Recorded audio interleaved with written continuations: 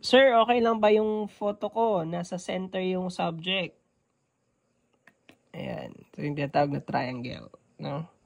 So, nasa center yung subject niya. Tapos, kita naman ito. Balance naman. Medyo nabitin lang. Siguro ganyan. Sana. Or ganito, no? Kinat sana dito. Para pantay na pantay. So, medyo malayo lang yung subject natin. Meron naman yung ways, like for example, i-zoom mo muna yung camera, mag-zoom ka muna, tapos saka ka aatras para lalapit sana yung subject. Lalaki siya kapag ganun yung ginawa mo. Zoom mo muna, then atras ka. Okay? And yan, gaganda naman na yung photo doon. Itong background naman, pinapakita na nasa gilid ka ng daan. But if kinaya mo pa sana pala na dinagdag kung ano talaga yung product para hindi naman siya mukhang nagbebenta ng mga sipit. No? Mas better sana pag nakita yon. Okay?